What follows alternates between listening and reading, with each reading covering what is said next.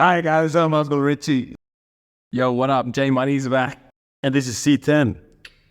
And you're listening to the Uncle's Podcast.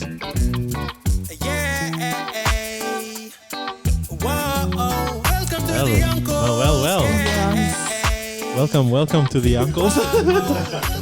Welcome to the show, guys. Welcome back to the Uncles. It is episode 73. We've come a long way with 73. That's actually amazing. Yep. Yeah. So today we have a very, very special guest.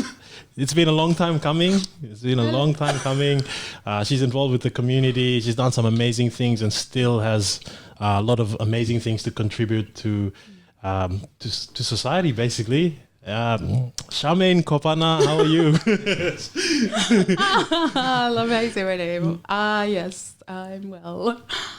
Very well. Thank you for having me.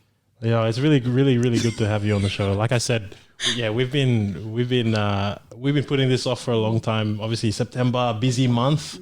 I was involved with a lot of stuff as well, and I'm sure you were involved with that stuff. Yes. But we will touch on that a little bit later in this conversation. Firstly, we want to find out a little bit more about yourself, the nitty gritty, the growing up. Where did it all begin?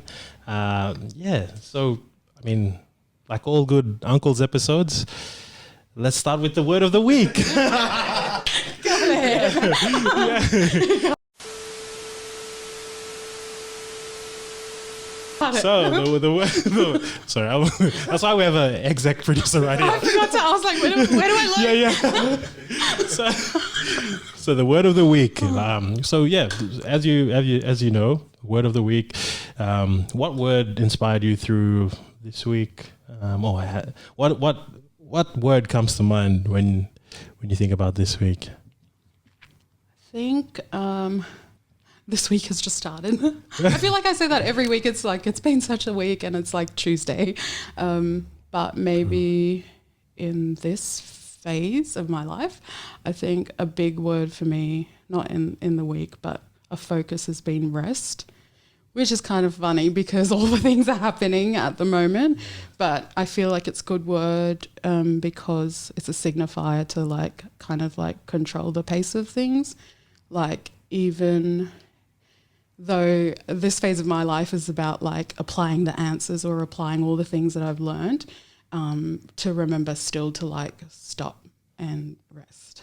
Because in that stillness, that's where you get to analyze, which is why I'm so happy to be here to do this. Yeah. Oh, that's awesome. So rest. Wow. Yeah. Oh, definitely. I know that's one thing that I haven't been doing lately. Even just the mental check, malala, just stop. Yeah, exactly. Stop. I think that's really important, to have some rest, and like you said, it's time to reflect. I think when I was messaging you before this today, I asked you, what time are you going to get here and all that, but you had in there, a good space to reflect as well. So this will be definitely a good time to go over some of the stuff that you've been involved in the last few months. And so, I mean, moving on, we'll just try to touch on, where did it all begin for you? Where were you born? Yeah, where did your childhood happen? Oh man, I feel like I've moved so many times in my life that I every time I tell this story or start to tell it, it's it all started when, and I can't start to explain myself without going 2 generations back. Oh, of course. So, because in doing that explains where I'm from and that sort of thing. But basically, my grandparents on my mother's side are from. My grandfather is from New Ireland. And my grandmother is from Central Province, which is Regal. Wow. And on my dad's side, he's fully Bougainville from Kieta. And on my mother's side, I feel like that's where the story starts. My grandfather from New Ireland was a teacher with the missionaries, and they post them around the provinces in Papua New Guinea, and he just so happened to, jury's still out on the story, but He was shipped to Rigor province up in the mountains. Rigor's a big place. So up in the mountains where my grandmother's family was, and they took him in, and then he got married to their daughter, that sort of thing. Wow. And then they just became one big Rigor family up there. That's awesome. I don't know about my New Ireland side of the family.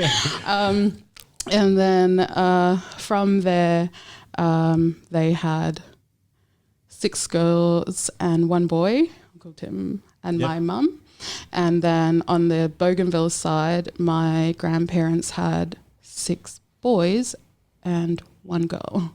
Wow. And both my parents are firstborn. So they met in Pom, and that's where I was born, in Port Moresby, after my firstborn brother, McLaren. Which I find it funny. I was saying to a friend the other day, I feel like Dr. Muller delivered like that entire generation. If you think about the number of babies. So oh my gosh. He delivered. That's crazy. I feel like shout every second person I talk to. Shout out Dr. Muller. But then, So that's where I was born. I feel like the story continues on from there, but most of my childhood was in Papua New Guinea, and in Pom first, and then we moved to Australia when I was like 3 months old, and then we moved back, and then I was in Pom, and then Lahia, in New Ireland province for all of my primary school, and my brain is telling me to say just something here, but I'm forgetting what I'm trying to say, where I'm going with this. No, that's all right. And so that's already a couple of moves. So Australia. Before. So was that Brisbane when you moved from Port Moresby? That first move when I was 3 months old, something like that, younger than a year, was to Perth. Oh, WA. Wow, yeah. And I got baptised there. Oh, okay. And then later on, like when we moved back in like 2007, when we came back to Australia for that up until now, we moved back there to Perth, to where I was baptised, and Whereabouts in Perth? Because obviously Perth is huge. Why I was brainstorming before. Not brainstorming, but I had to like do the timeline. I can't tell the story without the timeline. But so that year when we moved back again to Australia, that was like in year 7. That was in Bateman Parish. Oh, wow. I'm trying to think. Is it Winthrop? It's near the uni. Yeah, okay. Yeah. So I'm thinking like, correct me if I'm wrong. I don't know Perth? The north and south. Yeah, I know. I honestly. Sheesh, I've been there a few times. Okay. No, but I've seen those signs. Yeah, I think it's sort of like, up there somewhere. Not far from the city, but Yeah, not far from the city. Oh, wow. But we were there around the time the Tatu family was there, or just after. And then I feel like, were you guys there at the same time? No. We weren't in Perth. We came to Brisbane, but we knew the Tatu family. That's why when something happened there. Yeah. That's why I'm just like. So Then we just all followed each other The Tatu around. family, by the way, guys, that's DC's family. Dimikada himself. For those who don't know. There's another story about that. Anyways. Yeah. But I feel like the context behind that is that my dad is a geologist by profession.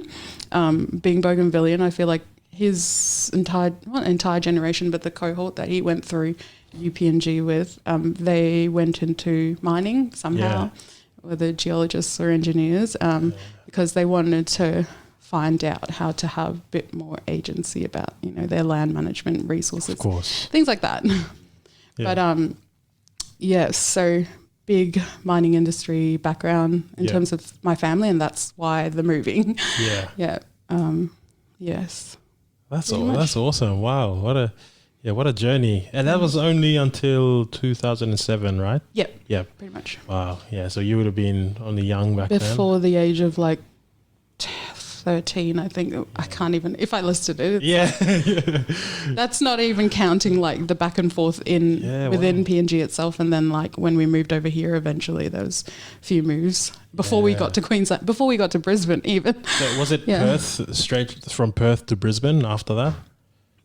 No, it wasn't. So when I was in year 9, we were in Perth from 2007 until 2009. And then we moved to Queensland. I think the thinking was so that we could be closer to home. Yeah. And be able to come back and forth. I'm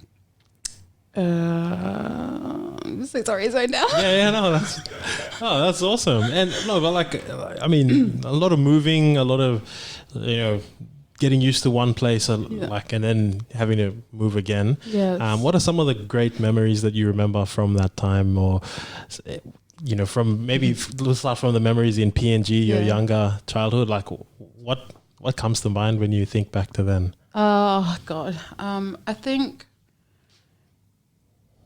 if I were to like categorize it, obviously there's amazing memories all throughout life, but my earlier years in Port Moresby would have been growing up with my grandmother, because Dad was still fly in, fly out, and Mum was she was a teacher at St. Joseph's in Port Moresby. St. Joseph's, like St. Joseph's? Joey's. Yeah, wow. She was trained like at they called it like a teacher's college, the time between when McLaren was born, my firstborn brother, and myself, she was kind of like a teacher's aide.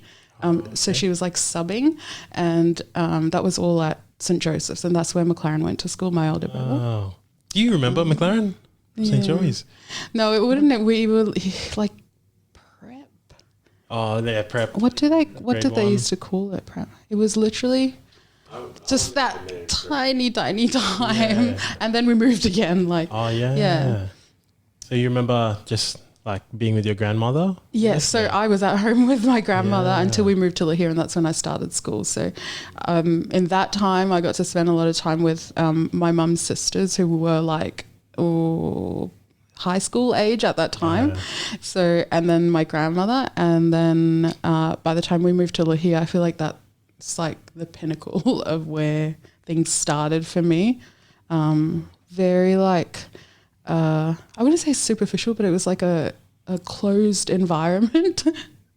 Maybe like artificial is the word, because it wasn't real. Like, we lived in this beautiful place, and the town site was set up in a way that it was like all the mining families lived in that town site, and even like I learned later on was that it was set up for the expats to be there. So our family, along with maybe the Dimals, you guys know? Yeah, Dimals, yeah. And then a few other families. Tavils. Yeah. Only like a handful of what they would say like national families lived in there. And even then that was like controversial. Wow. Which you learn about when you become an adult, and you know, begin to understand things a little bit more. But as far as like from a childhood like perspective or upbringing, oh my God, like I feel like I grew up in this like unreal place, like beautiful island, like school, everything awesome was beaches. Provided for, like the people that you grow up with. It was just, I want to say artificial, but it was not real, like compared to everywhere else. Paradise, dude. You know, look, that I actually it resonates. I can resonate with that. Because I'm just like, slow down. No, I can honestly, I can understand what you sort of, it's like went through, but a little bit different, because where I grew up was a mining town as well, in like Tabuville, Okteri, same thing, like just like awesome, safe, expats everywhere.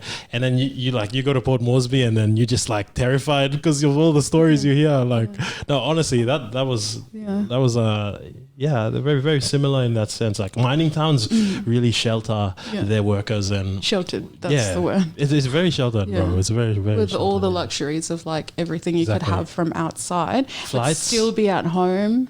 Like, flights for me to realize like, oh, other people don't get these things. Perks, a lot of perks. It's realization. Like, wow. And so you remember a lot of time just sort of being in that in Lahire, and when did it start? When did you start thinking, oh my gosh, like, you know, Lahire is actually, was that later on? Later on, we had that realization, or was that sort of when you moved? Was it back to Port Moresby, or was it to Perth? Where did I go? yeah. Where have I been? Honestly, that's me. I constantly have to remember where I am because it happened and then Mum's like, we didn't even move that many times. I'm like, it all happened up this here. girl was just ready to pack up and go anytime, anywhere. 2 weeks, 1 week's notice, and we were just rest. Along with the rest. No, when I had the realization, I think since we were little, you grow up knowing that you have what most families don't. You just know that, period. That you're more fortunate, that sort of thing. True. But that actualization, even understanding that difference in yourself compared to people around you, I don't think that happened until we moved to Australia.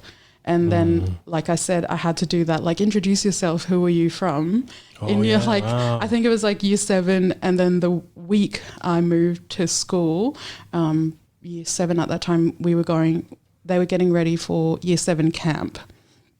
And then I'm there doing the introduce yourself, and I'm like, how do I do this? Where to them it's not really relevant to say where your grandparents are from and do what I just did here. But it I can't explain who I am without doing that. And so I think in terms of where I realized, you're saying how did that actualize in my mind? That was in year 7. Yeah, I think when we first moved here, because it's just you're the new kid and you're explain what's your name and where you're from. Yeah, of course. Yeah. Confronting. I'm just oh my God, let me make a poster. I remember and then I had just all these beautiful photos of where I grew up and this describe this amazing fairy tale basically place that I grew up in. That's where I start realizing whoa. Yeah, that's amazing. And I think honestly, I wish I had that sort of expression when I was asked that same question.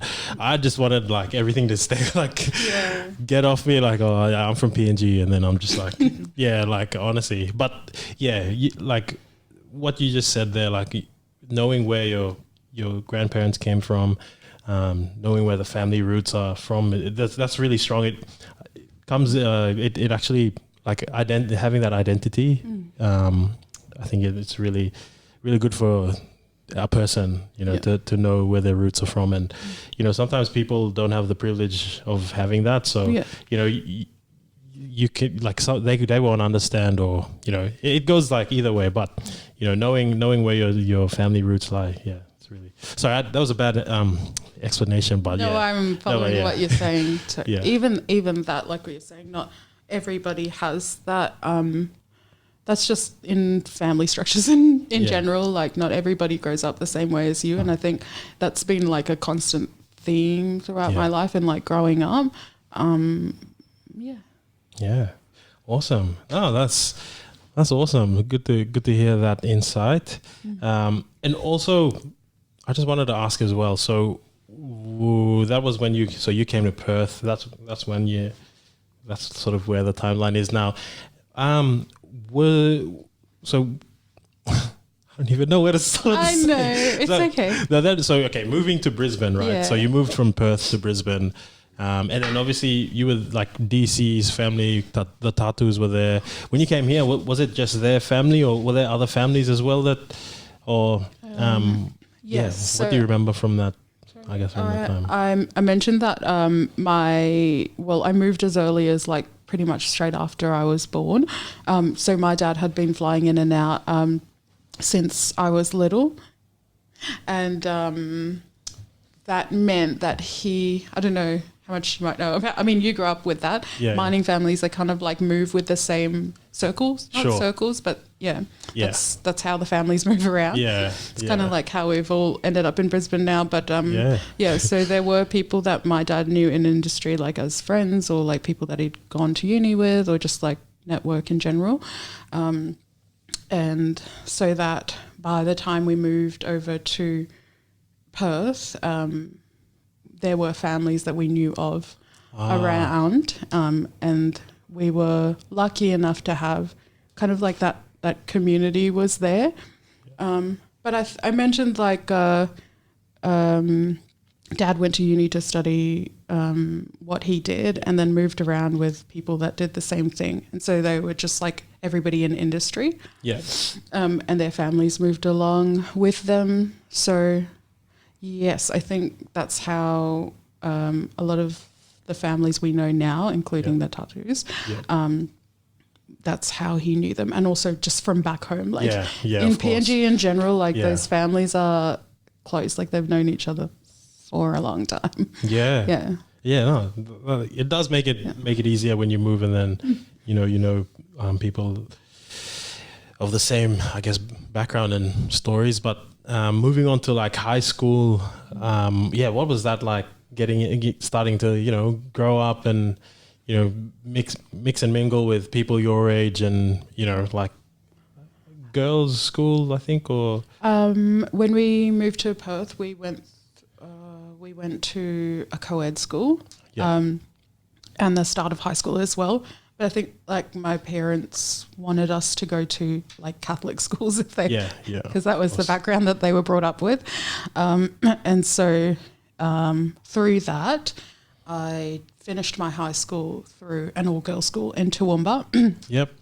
And that experience, I think, like I mentioned, like having to move a lot. I think the difference between myself and my other siblings, including my older brother, we all experienced it in a very different way. Yeah. And just something about myself, like I think I was always someone who was able to like observe from the outside, so it made it easier for me to disassociate basically. So I couldn't like I was affected by like the experience of moving, but not to the point where I like internalized it and it freaked me out too much, because I felt like just my experience as an individual, I feel like I observe from outside my body. Wow. Like it's not happening. Now you see me. Now you know. Yeah, literally. So I could disassociate very well. I think it's something that's helped me in that experience of growing up. I'm not saying that my siblings couldn't do that, but we definitely experienced it at different levels, where they might have found it a little bit more difficult with change. I was able to adapt quickly. But of me through the work that I do in the art space, because that has also been another, I'd say like a way for me to leverage like that experience. And not only arts, like I think we were brought up, growing up in the islands, you're just outside and active. So you're doing music, you're doing art, you're doing sports, you're doing all the things that when I came here, I didn't realize like the music kids were the music kids and the sports kids were the sports kids. I didn't realize that. True. So something that helped me cope was being able to like chameleon between everyone. Wow. And I also didn't understand that different personalities did different not hobbies, but like different activities. So I think in terms of like a massive school, going to a massive school compared to where we grew up on this tiny island, I was able to like tap into because I had like friends or like different friendship groups in doing different things. So that's something awesome. That helped. Like for those of you who don't know, Charmaine actually has some really good abstract art. Like that's you can. It's so good. Every time I see your art, like it shows me a different sort of style. Like I don't really see, personally, look, I'm not I don't know art that well, so maybe it's okay. Yeah, but like honestly, I think I don't know what it is either. It's very different.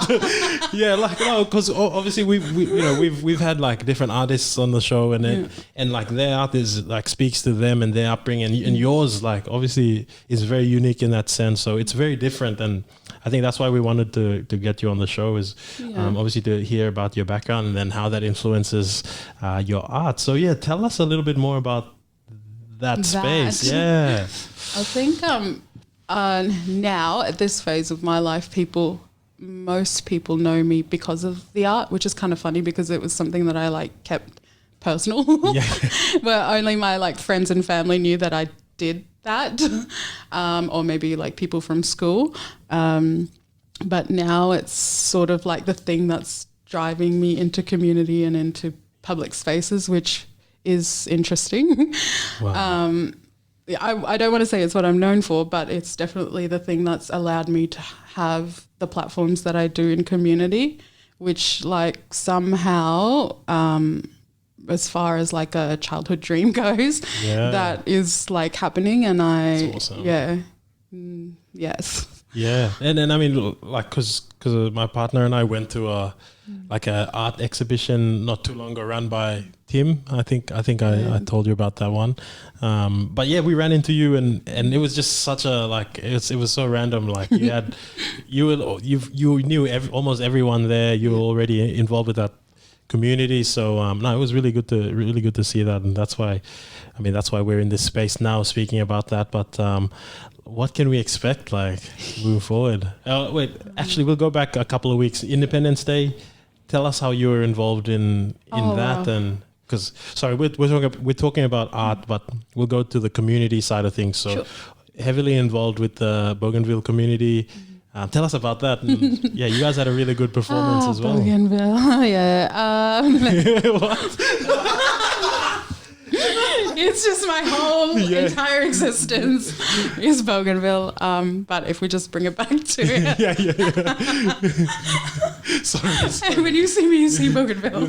I feel like that's my entire, like, other than the art, it's just Bougainville. That's just who I am. But yeah, so in terms of independence, it's been a big month, I'd say, for community all across the region. And in Brisbane, September's always massive. Whether you try to be a part of it or not, it's just a busy time in general. 100%. And so for myself personally, like this year, I wanted to step back, but I was there. And when it comes to family, and especially our Bougainville family, I'd say that's the driving force behind like what you might perceive as community is literally just the families that I know that are from Bougainville. That have come together to continue, I guess, like creating a space for the ones younger than us to have what we grew up with. And I think that's very special. As much as I wanted to step back and not have so much to do with community, I think when that I'll just say when that calling comes, you just can't not be there. Yeah, so definitely. There we were. It was definitely it was a family effort.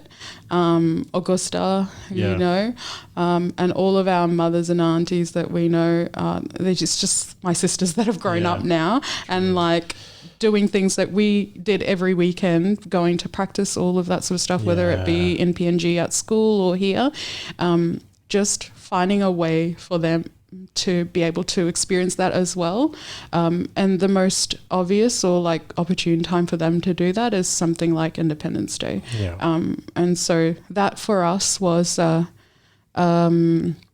it started as early as like April, but really it's in preparation has been all the conversations, all of the involvement with family, ongoing.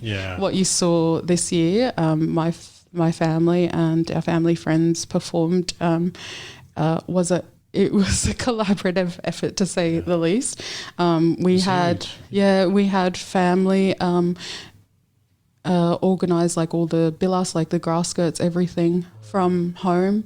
The music, oh my gosh, it's like by the time you're up there performing, it's like everybody that was involved, a massive effort. Like the music was produced by a family in Bougainville in Booker Island, and the brothers, they call themselves the Tobanis Band. They're kind of like, you'll hear music around the place that they produce, but they essentially like recorded everything from scratch. They like everything like the.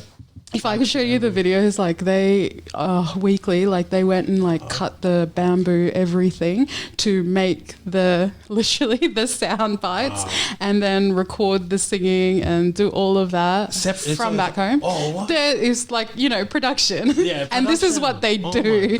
So when you give them that platform, they were like, and then more when you tell them it's for their nieces and for people here.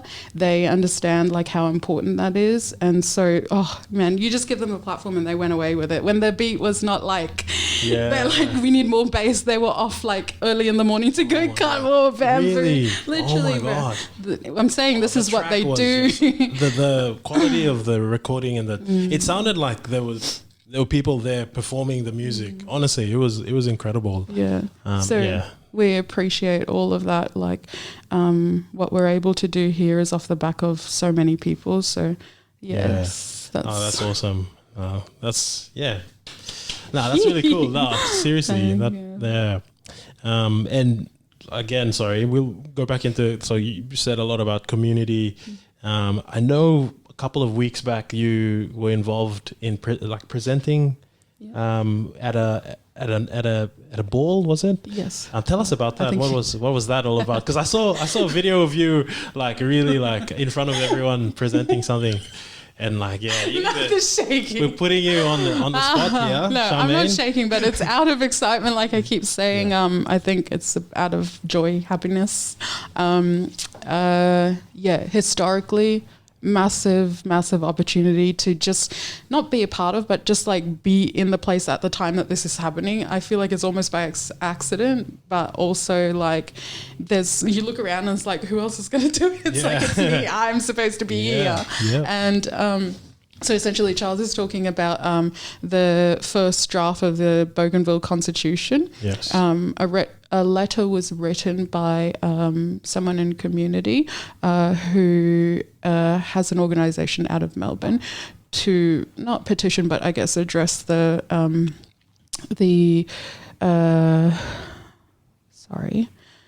address the Prime Minister of Bougainville to come to Australia and address the diaspora, Bougainville diaspora, but those living abroad in the process of their drafting the Constitution.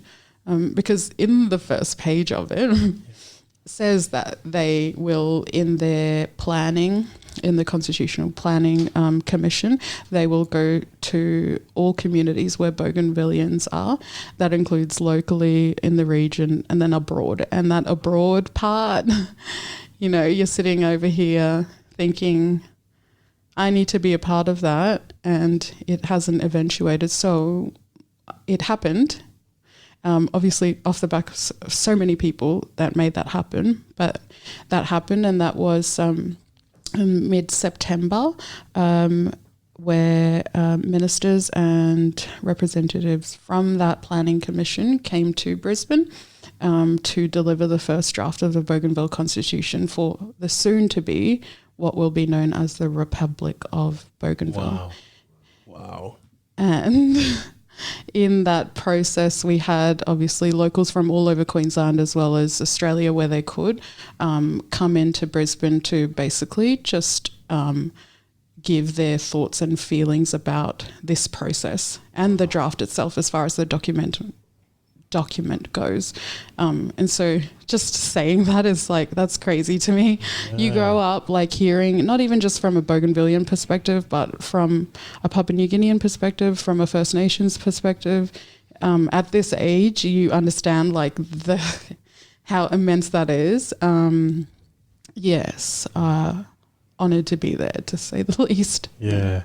No, that was, I honestly wish I was there to see that. Is that recorded or was that a private sort of event? My reflection's been a little bit over for nearly a month now since that happened. It wasn't recorded, but there were media there to document it. Wow. And the feeling was like, why isn't it as heavily documented as it should be? But, these are all learnings out of that space. And there will always be takeaways, positive and negative. But the fact that it happened, I think, is like the highlight. Yeah. Like that we're even here in this time and place is massive. Yeah. I think that's awesome that, they involve like everyone from Bougainville and to give their thoughts as well. I think that's a very, it shows how, like, in a way, I think, if more of, look, I'm here I am please, commenting on this. If more people like in PNG Parliament had that sort of mentality, I mean, look, I they think were there would pushed. be a lot of, I think the feeling was they might not have come, but they were pushed because, again, the aunties in community, when they say what is going on here, you can't not. That deserves a round of applause, because that's not good enough. The pressure that you apply onto our public servants, that makes stuff happen. And what do they say? Pressure creates diamonds. Or so there you go. It's a bit of pressure, but no, that's awesome. That's really good to see. And I mean, since then, I know you're involved in, again, that art space. How would you tie that into like giving back to, I guess, in that scene, as in the scene where, like, obviously involving Bougainville? Yeah. How would you, sorry, this is just a random question. No, I'm smiling. Sorry, guys. I know. Yeah, how would you involve that? I'm smiling because all the thoughts. Everything. It's like, that's the big question. How? I think, like, I touched on why rest is such a big thing for me, because it allows me to, like, have that, stand back and have that big picture of, like, hang on, what's going on here? Because I don't believe that things are happenstance, or like, it's not a coincidence that I gravitate towards things like art, or that I've been to the places that I've been to, or met the people I've met. I think they've all collectively made me who I am, so that I'm able to address the things that I'm talking about now, like going back home, helping Bougainville in this, like, unique time. I'll just say that. Helping my family, helping community. I think I was saying to someone in community over the weekend that I don't think, and it's a bit bold to say, but I don't think I feel like I'm in a place anymore where I'm asking for the platform, or like I'm asking to qualify to be up there and do the things. I think I'm in a place now where I'm comfortable in, like, who I am as a person, to now, like, apply what I know or what I've learned, and that includes the art. And somehow it's provided a platform for me to combine, like, what I'm studying, what I'm doing for work, and my passion for art, just as a practice for myself to understand the world around me. Somehow those things have merged into kind of like a platform. I don't know, I keep using that word, but it's merged into, like, my superpower almost. That's allowing me to, again, like, cross into different industries, to talk to different people, to do the ultimate thing, which is to go back home. Like, both internally, like, home as a person, like who I am. Yes. And externally, home as in, like, going back to where I came from. Wow. That's crazy to me. And I, like, when I look at it from the outside again, I'm just like, I didn't really have any, like, there's nothing I could have done intentionally to design that, like, me, myself. No, it's not by accident, but there's a reason why things have happened along this timeline, to be able to, like, in a weird way, cross, like, the art, the STEM, the background, the family, the friends, everybody, into this, like, path that I'm on now. Yes. Wow. Yeah. No, that's awesome. And, like, I think it's really good we had you over here, because I think there's a lot that, you know, people younger can aspire to be, just from, you know, looking at your journey and, you know, coming through. And sorry, I think I skipped a couple of questions here, because we heard some interesting topics there. But again, you said what you're studying. So so let's touch on that. Sorry, we weren't going to close up yet, guys. Because even that needs a timeline. What I'm studying. I think it's always has been a goal, like for many people that come from where we come from, to graduate from uni. Yeah. That's the pathway. That's the thing that opens up so many doors. But in saying that, it hasn't been a straightforward journey for me. And now I'm comfortable with the fact that it never was going to be. Yeah, even if you describe, like, you know, how I grew up, like, I don't know how I would have expected, or the pressure to, like, finish straight off the bat and everything to be, you know, take the time that other people might have taken to complete uni. Didn't take that for me, hasn't. So essentially I'm still studying. I'm still going. But when I left high school, I wanted to do something that combined the art and the STEM world. Yep. That's what I studied in high school. I did like a bit of the social sciences. I did all the sciences, and then my saving grace was fine arts. Wow. So I was in that art block doing all the everything, all the things, basically everything. So yes, and then that led me to, when I left high school, I went into science as my first degree, that attempt. But when I started as at the time we were still on our PR, and that meant that I didn't have the access to HEX. Oh, of course. And then it got to a point where I couldn't do that to my parents. So I had to make the decision to leave uni for a bit so I could work to apply for citizenship, because I didn't think my family was ready to give up their PNG citizenship passport. In hindsight, I think they were. I'm like, I can't wait for Bougainville independence. What do you call it? Now I'm forgetting. Census date is like next week. Oh, really? I need to figure out. No, so that was my thought process. I'm like, you know, census date is next week. Bougainville. Bougainville referendum and passport is not going to come within that timeline. So I need to do something. And the answer was to take off time from uni and then go work for a little bit, figure things out from there, and then come back to uni. When I eventually did come back to uni, I came back to start civil engineering. And then COVID happened. And I still needed to work. Always working through high school and uni. I still needed to work, so it made it a bit difficult studying something like civil engineering and having to work full-time, essentially. And I didn't want to do that. I didn't want to do that to myself mentally. So I worked for a couple of years again, and eventually came back to the program that I'm going to finish in is at QT, Urban Development, still within the engineering faculty, but essentially it's construction management based. Oh, wow. That's the core. And then my major is quantity surveying, which is about the cost management of construction projects on a larger scale. And then now this year, or it's nearly will be a year, coming into first year in industry in the public sector.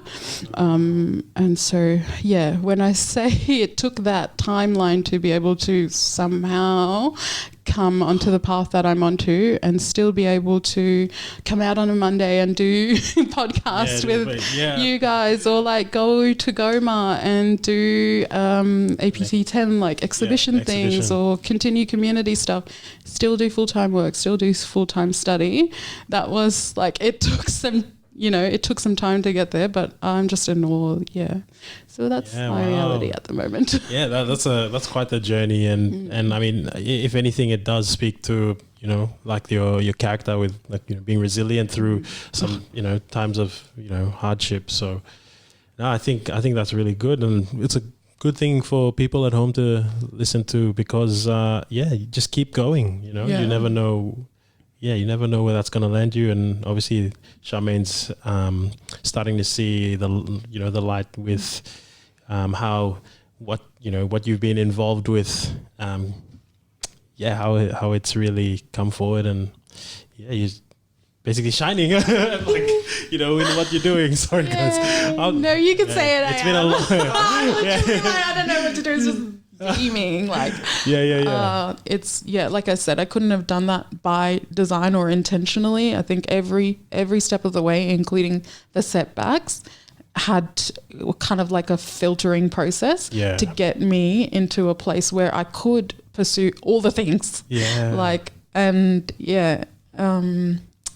Just grateful for all of it. Yes. Cheers, guys. Yeah. So it's not vodka, but Literally, I just like you can't not. Oh man, it's been wild. That's all I can say. That's not even like if I were to go into details of the in between.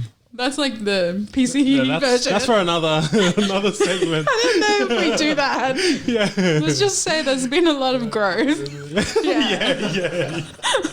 Oh no, look, everyone goes through that kind of thing. So, growth, learning, unlearning certain things, and it's really, really good to. At least, it's good to have a platform like this where we can really share journeys and how far people have come and how far they've changed. So it's awesome. And what's next for the art space? What's next for yourself? What do we have to look forward to? I'm taking a second to think because I have like 10 tabs open at the same time. And even though I'm saying that everything has merged nicely onto this nice path where everything's relating to each other, I'm still trying to move it into the arts world. Like I said, engineering, but it's actually about the art. But it's actually, it is, I feel like in the engineering world, they're like, how does that apply? How does the arts thing, to them, to some people, it makes sense. But to others, it's like, that's two different worlds. That is two different. But to me, I'm like, how is that not obvious? The things you're building for, at the end of the day, it's people in community. And to understand people in community, to me, that comes out of the arts public sector space. Well, that's how it's working for me. And so what's next is to find a way to continue merging those two worlds together. As far as practically what's happening at the moment, I think I want to build a little bit more capacity as from a curatorial perspective, which is, I think I'm in the right time and place to observe how that looks like in reality, in the gallery spaces, in the art space, in the First Nations creative space. And that's not just paint and paper or paint and canvas arts. That's history, that's documenting, that's all of that. It's a massive, massive world, which is, I'd say it's driven by a small group of people. And the experiences that have come out of that, positive and negative. But for me, I think it's for me, again, to continue observing. I think that's what's next for me. But like I said, I'm in the right place to have the right mentors, the right teachers around me, to just understand how people have been treated in those spaces and how work and networks look like in those spaces, so that I can add value to or help in a way that is useful. So that's what's next for me in a lot of words. Wow. That's exciting. Honestly. And continuing to create, obviously, because that for me is it's the source of it. But on a wider perspective, it's about learning about what's happening in community. That's essentially it. Just what's happening. Wow, that's awesome. And we're pretty excited to see the next chapter. So awesome. No, thank you. Thanks for tonight. And I'm sure, look, we always everyone always says I wish I could say I wish I could have said something while on the podcast or something. Is there anything else you wanna include that you might regret not saying? Or no, I think the biggest thing is to say thank you, obviously, for being here. It's big time, big week, big month for everybody. But if I were to regret not saying anything, it's saying thank you. Oh, yeah. Yeah, like I said, it's a busy time regardless, but I think if I were to I'll do it anyways, my own self-reflection, whatever, during the week, check in. Yeah. But if I were to do that with other people in community as well, I appreciate that. So yeah, thank you. No worries. We're honored to have you on this, on the podcast. And ladies and gents, Charmaine Kopana.